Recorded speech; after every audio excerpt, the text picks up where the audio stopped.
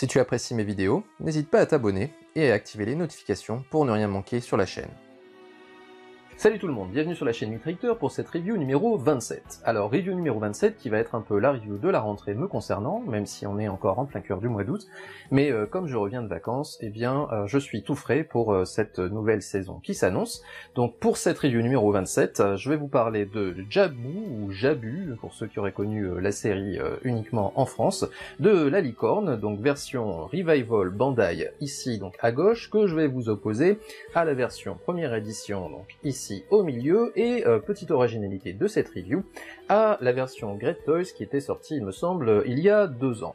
Alors en termes de tarifs, eh bien, la version Revival de chez Bandai n'est pas encore disponible en France, elle est pour l'instant en précommande, elle devrait arriver courant septembre si je dis pas de bêtises, et vous pourrez la trouver aux alentours de 80 € hors frais de port. Ici, la version première édition est sortie en 2005, vous pouvez assez facilement la trouver aux alentours de 40 € en marché d'occasion. Maintenant, en neuf, c'est une figurine qui commence à être difficile à trouver, mais sans doute il faudra payer un peu plus cher que cela. Et enfin, donc, la version Great Toys, vous pouvez encore facilement la trouver sur les boutiques chinoises en neuf, aux alentours de même moins de 40 €, frais de port compris, donc vous voyez qu'en termes de tarifs, eh bien, il n'y a pas photo, la version Great Toys est nettement moins chère que les deux autres. On va parler maintenant des packaging, et je vais tout de suite évacuer celui de chez Great Toys qui n'a aucun intérêt, puisque vous voyez qu'on a encore une fois cette mode de passage sous les radars de la douane, donc avec des packaging qui n'ont ni queue ni tête et qui n'ont rien à voir avec l'univers Saint Seiya. Donc vous avez ceci qui contient le personnage, hein, qui est enrobé de vêtements en plastique type football, et puis vous avez aussi cette boîte qui est la Rotating Libra, donc la balance rotative, encore une fois, pas grand intérêt. Donc le seul avantage de ces packaging, c'est qu'il y a quand même des blisters à l'intérieur qui permettent de ne pas avoir toutes les pièces en vrac dans des sachets comme dernièrement par J-Model. Donc ça c'est plutôt positif, mais en termes d'intérêt de packaging, l'intérêt est nul. Donc ça c'est pour Great Toys. Maintenant, pour ce qui est donc des deux versions Bandai, donc on va essayer de voir un petit peu les différents aspects de ces deux packaging. Alors on va commencer tout de suite par le packaging de la première édition. Donc on avait ici une boîte à l'ancienne avec une ouverture en papillon pour laisser apparaître le personnage et le totem. Ensuite, en face avant, eh bien, on avait encore à l'époque les visuels de l'animé que Bandai avait le droit d'utiliser, donc ce qui n'est plus le cas maintenant. Et on a aussi le personnage donc en position neutre, dans une pose assez digne, avec le logo Bandai rouge qui est maintenant viré au bleu, et la petite étiquette Toei Animation en doré, ce qui signale une version japonaise. On a au final un visuel qui est assez classique. Remarquez la présence de ce petit liseré violet tout autour de la boîte, qui est en rapport avec la couleur de l'armure du bronze mineur. Donc chaque bronze mineur a un petit liseré ici qui est de couleurs différentes. Si vous prenez par exemple celui du petit lion, et bien ici vous aurez un petit liseré orange. Donc voilà pour ce qui est de la première édition. Pour ce qui est maintenant de la Revival, eh bien, force est de constater, en regardant cette image, que c'est un peu raté. Alors, c'est raté à cause de cette position de Jabu qui n'est pas la mieux choisie. Pas la mieux choisie parce que d'abord le personnage de Jabu il est assez petit, donc si vous lui fléchissez les jambes, que vous les écartez comme ça, eh bien ça lui donne tout de suite un côté un peu trop trapu. Je pense qu'il aurait mieux valu ici trouver une position avec des jambes un peu plus raides. Au niveau aussi de la prise de vue, ça aurait peut-être été à mon avis un peu plus adéquat de le photographier un peu en contre-plongée. Ensuite, le choix de lui faire tenir donc le casque à la main, à la limite, why not, mais dans ce cas-là, pourquoi mettre cette main dans cette position? À la limite, il faudrait éventuellement lui faire tenir le casque par les deux mains, ou alors si on veut le faire par une main, je pense qu'il est un peu plus naturel de le faire tenir sur le côté. Là, on a l'impression qu'il nous présente son casque un peu comme on présente une pizza pour dire voilà, elle vous plaît. Ça fait un peu, enfin ça fait pas naturel quoi. ça fait d'autant moins naturel que, en plus, du coup, comme c'est mis au premier plan, eh bien, on a l'impression d'un casque qui est vraiment énorme. Alors, ce qui est un peu le cas, hein, d'ailleurs, le casque, il est assez gros, mais si vous avez on va dire un défaut, entre guillemets, parce qu'on verra vraiment si c'est un défaut, eh bien, pourquoi le mettre vraiment comme ça en avant-plan, ce qui, en plus, encore augmente la taille de la pièce. Donc ceci est mal choisi, et je pense qu'il y avait possibilité de faire bien mieux pour ce visuel de la boîte. Pour ce qui est du reste, eh bien c'est assez classique maintenant sur les Revival, vous avez la représentation du totem ainsi que de la constellation. Donc ça par contre c'est plutôt joli. Alors évidemment je préfère l'illustration animée en lieu et place du totem, mais ici la constellation et la symbolisation de la constellation, ma foi, est plutôt de qualité. Je trouve que c'est assez stylé. Donc voilà pour ce qui est de ce visuel face avant. À noter que il n'y a plus présence de l'étiquette Toei Animation. Et alors c'est ce que j'ai remarqué donc sur cette figurine de Jabu, mais j'ai remarqué également ça sur le Shura IX OCE que je vous chroniquerai ensuite. Ce qui veut dire que, a priori, Bandai va peut-être nous virer ces petites étiquettes Toei qui permettaient aux vendeurs de figurines de vous expliquer qu'ils vous vendaient la version japonaise 20% plus cher, tout simplement parce que c'est une version japonaise avec les stickers dorés. Là maintenant, s'il n'y a plus de stickers dorés, eh bien peut-être qu'on peut espérer avoir des figurines un peu moins chères. Bon, évidemment, ça c'est un vœu pieux à mon avis, mais bon, sait-on jamais. Vous avez donc à la place ce petit logo Tamashii Quality. Alors on verra vraiment si cette fois-ci la Tamashii Quality est à la hauteur. Et puis bien sûr ce logo Bandai maintenant qui a viré au bleu. Donc voilà pour ce qui est de la face avant. Pour ce qui est du reste, alors au niveau des côtés, au niveau des tranches, eh bien, nous avons sur la Revival le personnage en armure. Remarquez que la position choisie, la configuration choisie est plutôt jolie, plutôt sympa. La pose est pas trop mal réussie, ce qui d'ailleurs nous fait déplorer que cette illustration n'ait pas été utilisée plutôt au recto de la boîte. Au niveau de la première édition, vous aviez simplement la représentation de la Pandora. Vous avez également ça sur la deuxième tranche au niveau de la première édition, et vous l'avez également sur la Revival. Pour ce qui est maintenant de l'arrière de la boîte, eh bien, pour la version Revival, il s'agit de mettre en lumière les avantages de cette Revival par rapport à la version première édition, c'est-à-dire notamment les visages supplémentaires.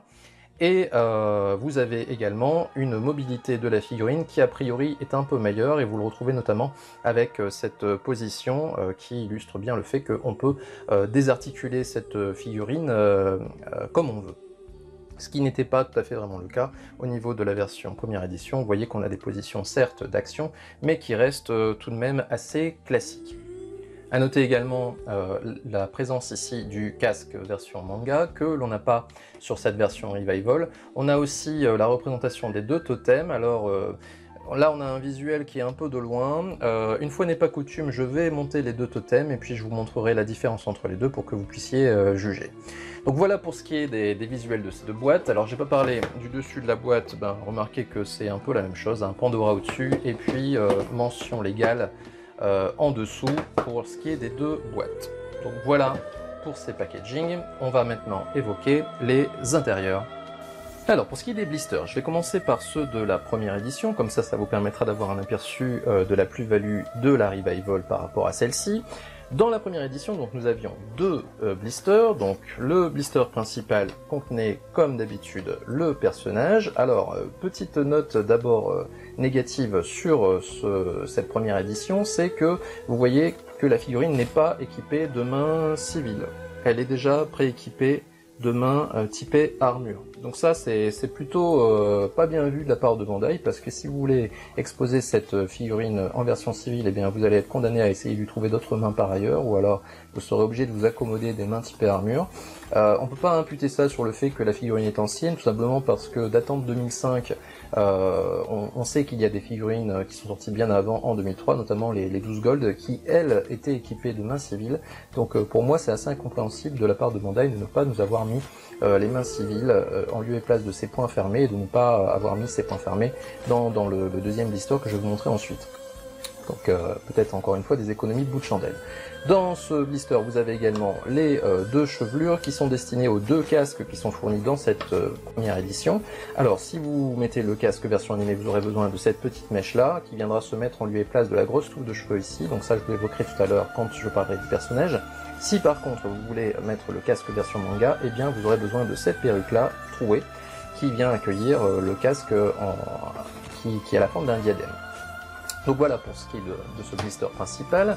Ensuite, nous avons ce blister donc secondaire qui, comme d'habitude, contient les pièces du totem ainsi que le reste des pièces d'armure et bien entendu les paires de mains. Alors si on compte les paires de mains, la paire de mains qui est sur le personnage, eh bien ça fait au total 3 paires de mains.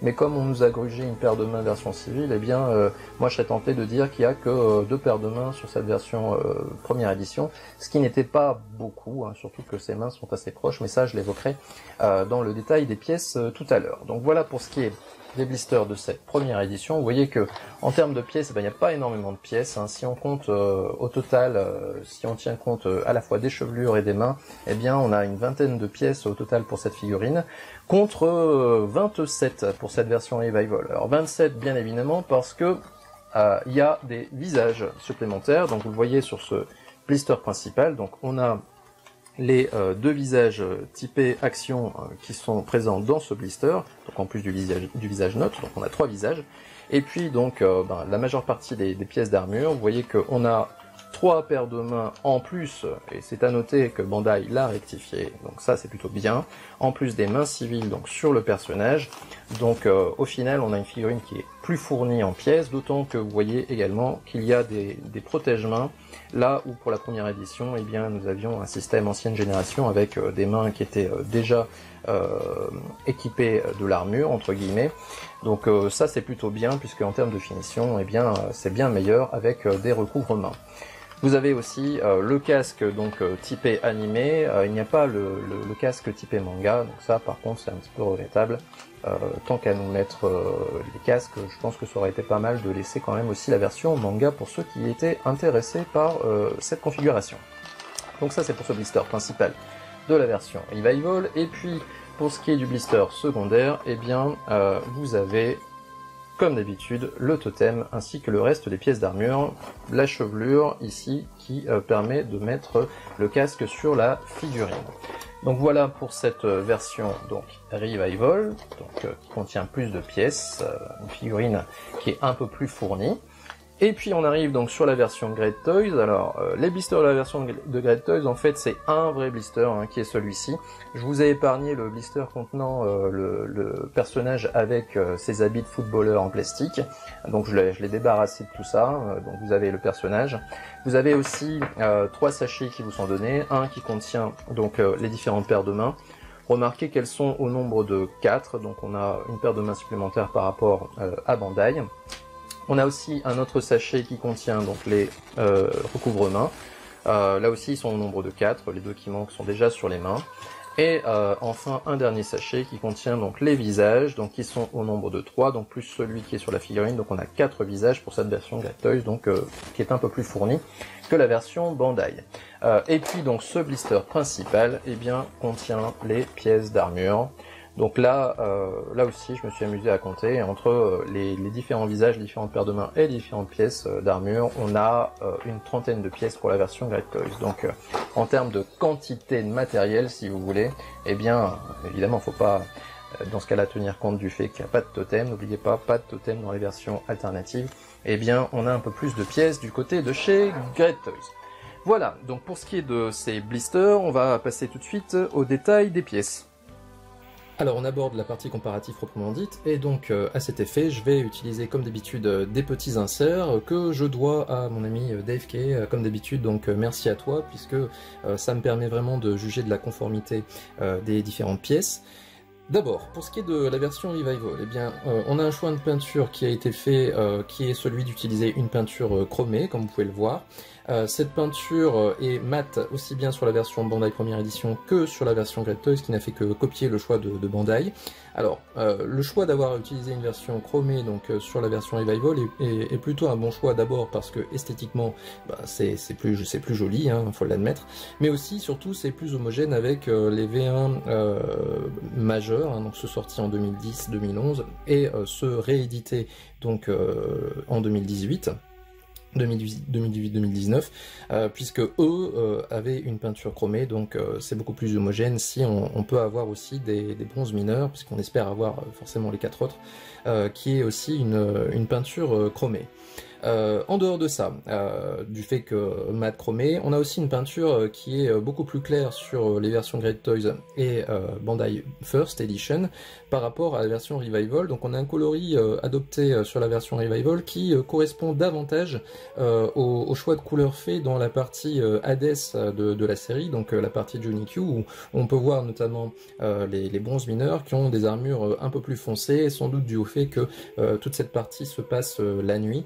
Donc vous retrouvez cette différence de coloris ici, donc sur la version Revival par rapport à la première édition, qui elle a un coloris qui est un petit peu plus en rapport avec la partie sanctuaire de la série originale. Bon, même si c'est à mon avis un peu trop clair ici, c'est peut-être un peu trop foncé sur la Revival, donc peut-être que la vérité se situerait entre les deux. Pour ce qui concerne maintenant le nombre de pièces, eh bien c'est rigoureusement identique en termes de nombre de pièces d'armure sur les 3 versions, à ceci près que sur la première édition, comme je l'ai évoqué tout à l'heure, eh bien on a ce casque typé manga qui n'est pas du tout présent dans la version Great Toys et ni dans la version Revival. Donc en dehors de ça, eh bien même nombre de pièces d'armure des 3 côtés. À noter que, comme ça on aura évacué la version Great Toys, Great Toys n'a fait que recopier les pièces d'armure de la version première édition, simplement en adaptant la taille. Alors si vous aviez suivi la review que j'avais faite sur le comparatif Dragon Bandai V1 face à la version Great Toys, j'avais évoqué cette histoire de ratio qui permettait de voir si les pièces IX étaient à bonne proportion par rapport aux pièces de la version classique. Et bien ce ratio a été absolument respecté par Great Toys sur cette version. Si on prend par exemple, je vais vous le montrer sur cette jambière, vous remarquez que cette jambière Great Toys eh bien, est nettement plus grande que la version Bandai. En dehors de ça, eh bien, vous voyez que le design a été pas mal à respecter. Bon, des légères différences, mais globalement le design est presque identique. Simplement, ils ont augmenté la taille de leurs pièces pour pouvoir être porté par un corps de type IX.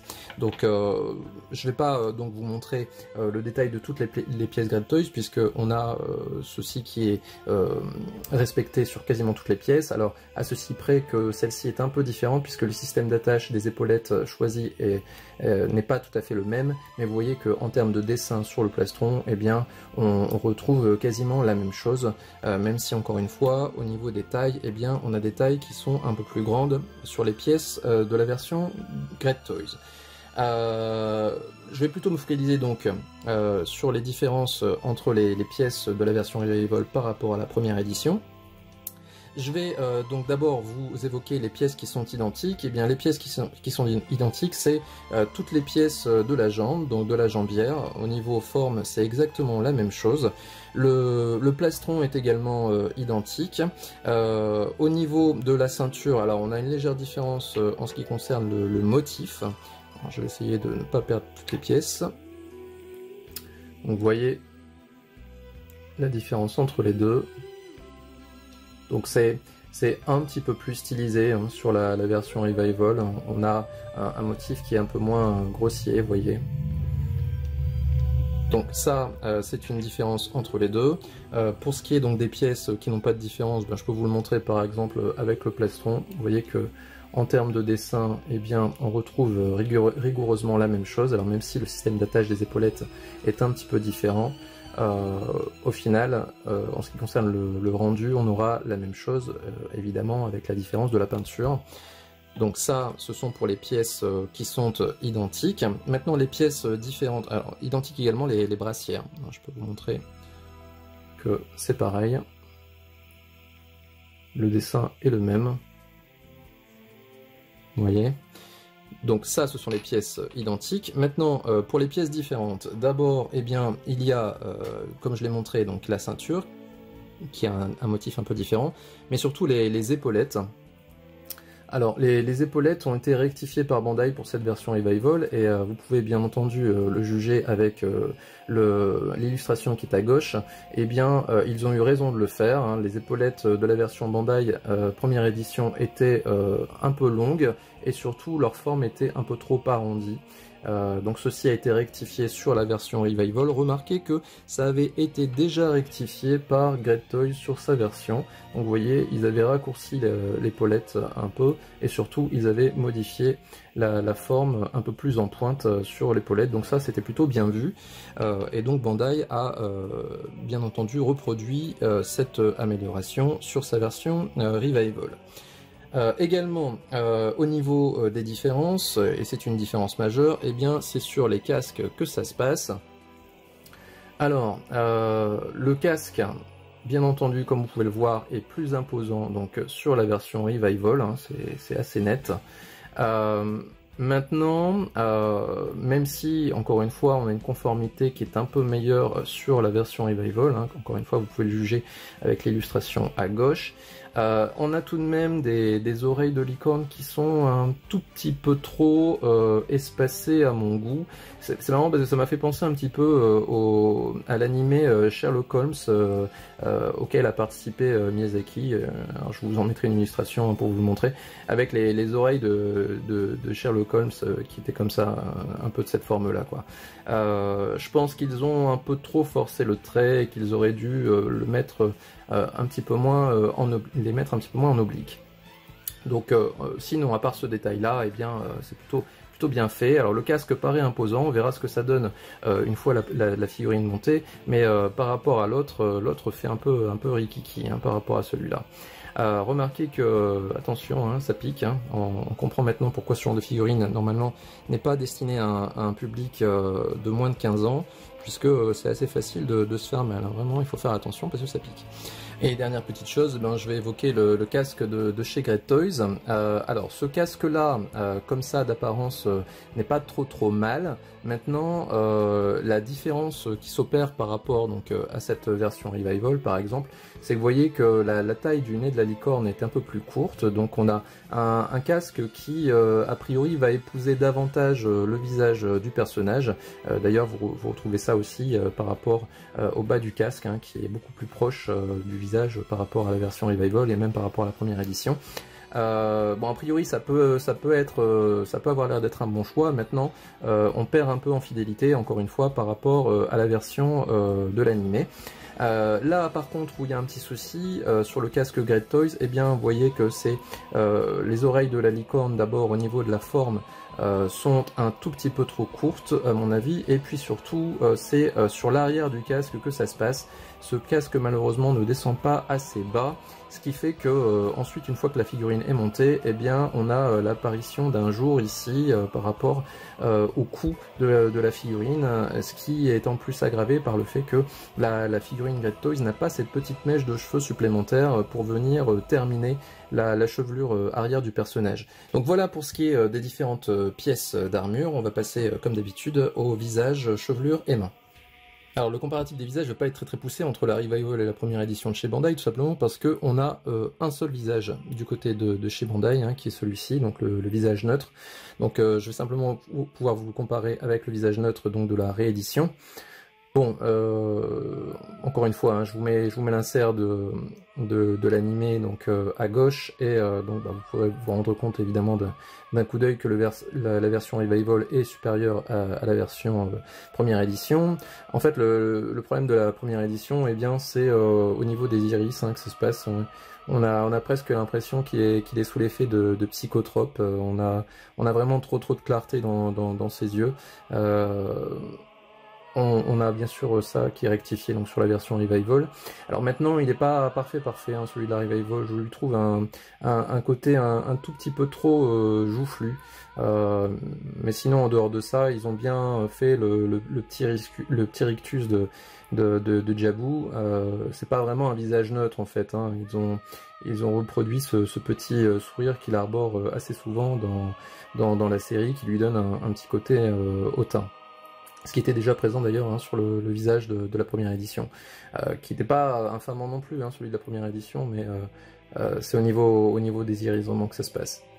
Donc ça c'est pour le visage neutre donc de la version première édition. Par contre je vais pouvoir vous faire le comparatif avec les autres visages de chez Great Toys. Alors simplement au niveau du nombre, eh bien 3 visages chez Bandai et 4 chez Great Toys, donc déjà en termes de nombre, eh ben, c'est l'avantage à Great Toys. Maintenant en termes de choix de visage, de type de visage, eh bien 2 visages d'attaque hein, chez Bandai et un seul visage on va dire type muséum.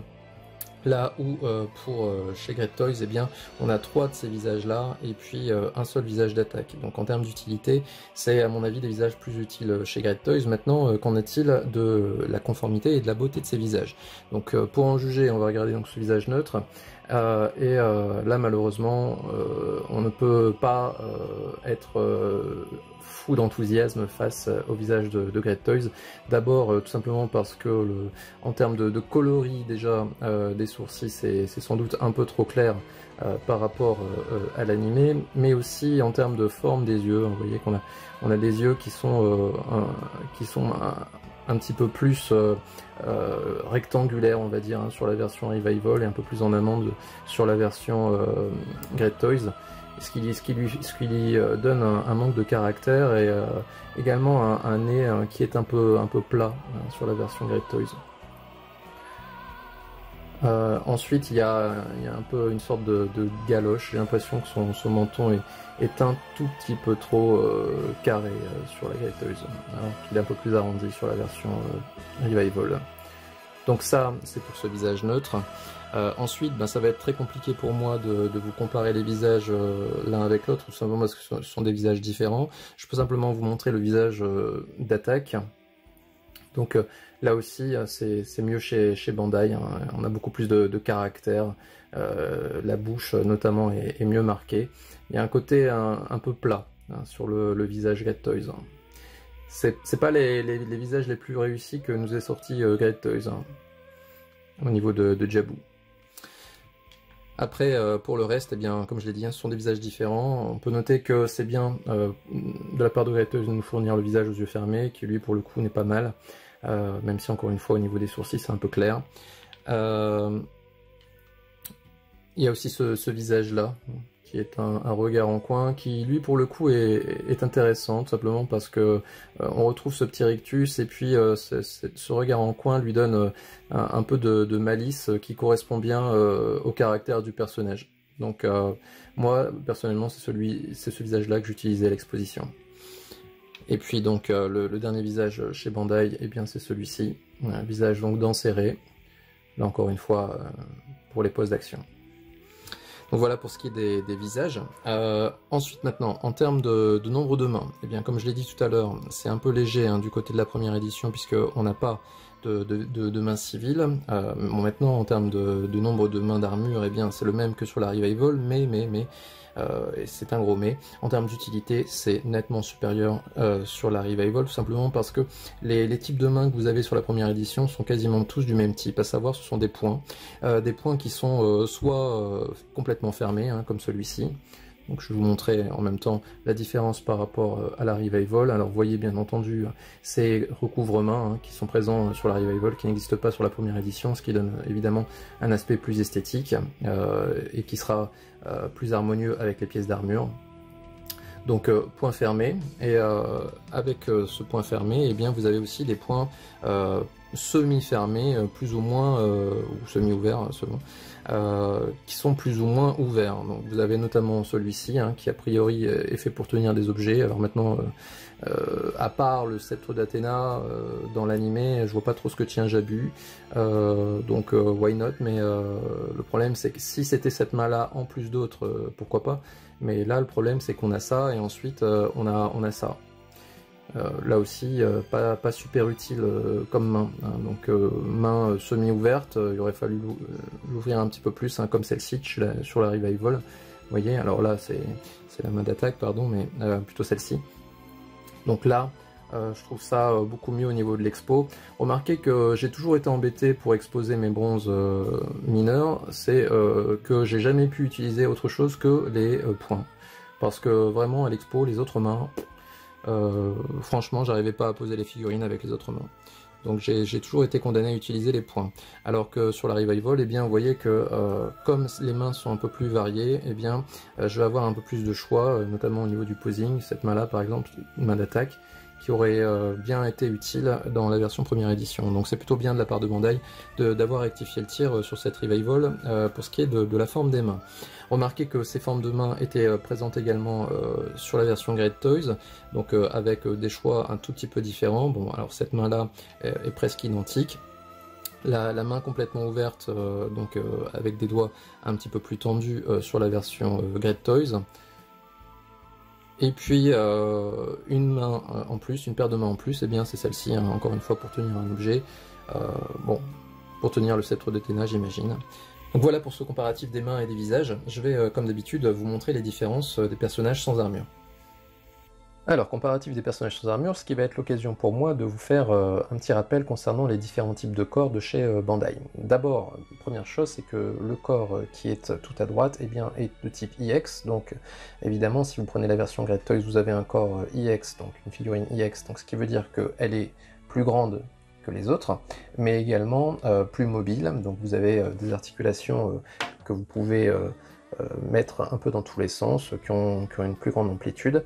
Bon, qui dit corps Great Toys dit également plutôt bonne rigidité native, donc question rigidité, avec Great Toys vous n'avez pas de soucis.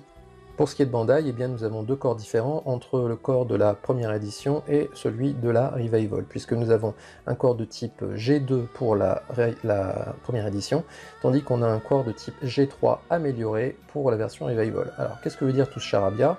Alors, je vais vous l'expliquer très rapidement. D'abord, pour les figurines, les premières figurines Bandai, les premières mid-cloth à être sorties, eh bien, nous avions un corps de type G1. Je vais vous en montrer un exemple ici. Les corps de type G1, eh bien, c'est ceux-là. Ce sont les tout premiers corps. Ils ont plusieurs désavantages. D'abord, vous voyez que au niveau de la tête, la boule de la tête n'est pas articulée, donc vous aurez du mal à faire des mouvements de haut en bas avec la tête. Vous avez également les boules des poignets qui ne sont pas non plus articulées, donc ce qui veut dire que vous ne pourrez pas bouger latéralement les mains. Vous avez aussi une mobilité du bassin qui est un peu réduite, ainsi qu'au niveau des jambes, puisque vous voyez qu'il y a la boule qui vient se figer dans la jambe, et vous n'aurez pas plus d'amplitude que cela pour tourner la jambe. Donc vous avez également des trous de vis qui sont très apparents et qui ne sont pas très esthétiques. Donc ça, c'était les corps de première génération, donc dit G1, que vous retrouvez notamment sur les Gold classiques. Et puis, au fur et à mesure des développements, eh bien, ils sont arrivés avec un corps de type G2, et bien le G2, c'est celui-ci. Alors, le corps de type G2 offre quelques avantages qu'il n'y avait pas sur le G1. D'abord, mobilité au niveau des cuisses, hein. Vous voyez que cette fois-ci, je peux les bouger vers la gauche ou vers la droite. Également, en termes de mobilité du poignet, eh bien, cette fois-ci, on a un poignet que l'on peut bouger vers l'avant ou vers l'arrière, mais malheureusement que l'on ne pourra pas tourner. Donc ce qui veut dire que si par exemple vous voulez rentrer les poignets vers l'intérieur, eh bien vous ne pouvez pas le faire avec un corps de type G2. Donc on a acquis de la mobilité au niveau du poignet, mais vous voyez que c'est pas non plus exceptionnel. Vous avez aussi, autre inconvénient, vous avez toujours les vis qui sont, enfin les vis entre guillemets, qui sont les articulations qui sont apparentes. Autre amélioration, eh bien c'est sur la tête que ça se passe, puisque maintenant vous avez la boule du cou qui est articulée, donc ce qui vous donne une mobilité de l'avant vers l'arrière, ainsi que latéralement bien évidemment. Donc voilà pour ce corps G2, hein, qui était une nette amélioration par rapport au corps G1, mais qui avait encore des défauts, hein, notamment pour ce qui est des articulations apparentes. Et donc est arrivé le troisième corps, donc le corps de type G3. Alors pourquoi j'ai dit G3 amélioré tout à l'heure? Tout simplement parce que ce corps de type G3 bénéficie d'une pièce supplémentaire au niveau de l'entrejambe qui lui permet d'avoir une rigidité extrême que l'on avait beaucoup moins sur les premières éditions de ce corps G3. Notamment, je vous renvoie à mes comparatifs que j'ai pu faire des Bronze Revival face aux Bronze première édition. Donc là, vous avez un corps de type Revival, donc G3 amélioré avec une très très bonne rigidité. Vous voyez que ça tient sans problème. La rigidité est même bien meilleure que celle de la première édition. Alors l'avantage de ce corps, eh bien, en fait, ça élimine les défauts du corps G2, à savoir, vous voyez, au niveau du bras, maintenant, eh bien, on n'a plus ces trous de vis apparents, donc ça, c'est évidemment un gain esthétique majeur. Vous avez également, au niveau du poignet, cette fois-ci, un poignet qui est articulé complètement, donc ça veut dire que vous pouvez bouger cette articulation de poignet dans tous les sens, donc contrairement à tout à l'heure où je ne pouvais pas, vous voyez, rentrer le poignet vers l'intérieur, là je peux le faire sans problème. Donc là aussi c'est un gain en ce qui concerne les articulations. Et vous avez aussi alors, le système du bassin qui a été revu un petit peu et qui est un peu plus esthétique ici et à mon avis aussi un peu plus solide. On pouvait déplorer notamment certains problèmes de pièces qui se cassaient sur les corps de type G2.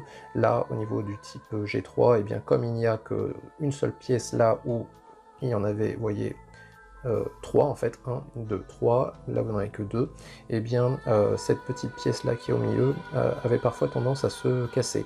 Donc là, vous n'aurez plus ce souci avec les corps de type G3.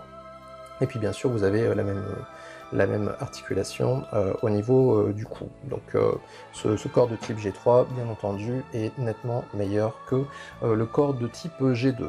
Donc ça, c'est une première différence à prendre en compte, c'est que le corps de la Revival est de bien meilleure qualité que celui de la première édition. Maintenant, ceci étant établi, la rigidité de la première édition, ça va encore, hein, je veux dire, vous voyez qu'on est sur une figurine qui tient debout, qui est suffisamment rigide pour qu'on puisse lui donner des pauses. Mais la rigidité est quand même plus faible que sur la Revival. En termes maintenant d'esthétique, eh bien, comme je l'ai dit, le corps de type G3 est esthétiquement plus beau que celui de la G2, mais là j'entends plutôt l'esthétique au niveau du visage et surtout de la chevelure, puisque je n'ai pas encore évoqué ceci. Alors pour ce qui concerne la Great Toys, eh bien, au niveau de la chevelure, voilà ce que ça donne. C'est plutôt bien réalisé, pas grand chose à en dire, si ce n'est que ce que j'ai déploré tout à l'heure, à savoir l'absence de petites mèches à l'arrière, qui aurait permis de combler le petit trou qu'on va avoir après lorsqu'il sera casqué, mais ça je l'évoquerai tout à l'heure. En dehors de ça, bon, je me suis exprimé déjà au niveau des réserves que j'émettais sur le visage, mais pour ce qui est de la chevelure, globalement, c'est plutôt pas mal fait. Pour ce qui est maintenant de la première édition, eh bien moi j'aime pas du tout ce rendu, et ceci est dû au fait que la pièce des cheveux est en un seul bloc, là où pour la Revival il y a deux pièces. Vous voyez que en fait pour mettre ses cheveux, eh bien pour enlever ses cheveux, pour les mettre d'ailleurs, vous devez carrément retirer la pièce en entier. Alors je vais essayer de le faire, voilà, vous voyez c'est une perruque complète. Ce qui fait que ensuite, quand vous la remettez, eh bien, vous avez cet effet, vous voyez, il y a des jours qui apparaissent, on a presque l'impression qu'il porte une perruque, ça fait un peu casque de Playmobil, quoi. Il y a aussi le personnage de Radamantis classique, hein, qui a ce système de chevelure en un seul bloc, donc ça c'était vraiment pas bien vu. Depuis, Bandai a remplacé donc, ce système par un système en deux pièces, donc c'est bien sûr le cas pour ce Jabu, puisque vous voyez qu'on retire la pièce avant, voilà, pour pouvoir changer le visage. Donc ça permet quand même d'avoir une chevelure qui épouse davantage le visage. Alors, c'est plutôt une belle réussite, hein, ce visage. Il est assez chevelu, ce qui me fait penser un petit peu à le design qu'arbore Jabu dans la version Cynthia Shaw. Alors, on le voit pas énormément dans la série, mais dans l'épisode 2, hein, je vous en mettrai un insert à gauche, eh bien, il a une chevelure un peu touffue comme celle-ci. Ce qui, personnellement, me fait penser que si on a ce Jabu qui a débarqué un petit peu de nulle part, eh bien c'est peut-être parce que Bandai avait dans l'idée de le produire dans la gamme Cynthia Shaw, puisqu'il apparaît dans l'épisode 2. Et donc ça me fait aussi craindre que peut-être on n'est pas prêt tout de suite d'avoir les 4 autres mineurs en version Revival, si tel est le cas. Dernière chose que je voulais évoquer, c'était concernant la petite pièce de finition. Vous voyez, il y a une petite pièce de finition ici qui vient épouser le bras, et cette pièce est totalement absente des versions iX. Alors je crois qu'elle va arriver maintenant sur le Hades iX qui est en précommande en ce moment, mais Bandai donc n'avait pas mis cette pièce-là avant, donc ce qui veut dire que pour beaucoup on pensait que cette pièce était une invention de Great Toys, mais en fait pas du tout, puisque vous voyez qu'on la retrouve déjà sur les corps de type G2 de chez Bandai, et vous avez bien sûr cette pièce qui est présente également sur les corps de type G3. Donc en termes d'esthétisme, eh bien, si je devais conclure, je vais dire que la version Revival est évidemment grande gagnante de ce comparatif à 3. Ensuite, on a la Great Toys, et enfin, on a la Bandai première édition. Voilà, donc je vais monter les totems hors champ pour vous faire le petit comparatif. Ensuite, je monterai en accéléré le Jabu Revival, et puis on se retrouve juste après pour le comparatif final.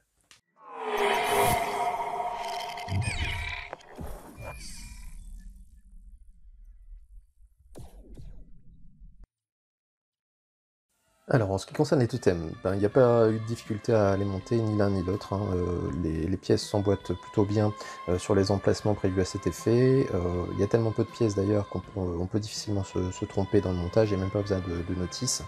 À noter tout de même que sur la première édition, la partie de la jupe s'emboîte pas correctement sur la partie du totem. En fait, j'ai l'impression qu'il y a un petit souci de conception à ce niveau-là, qu'on n'a pas du tout sur la Revival. Là, il n'y a aucun souci, la pièce s'emboîte très bien. Enfin, je pense que ça, vous pouvez le voir au niveau des images.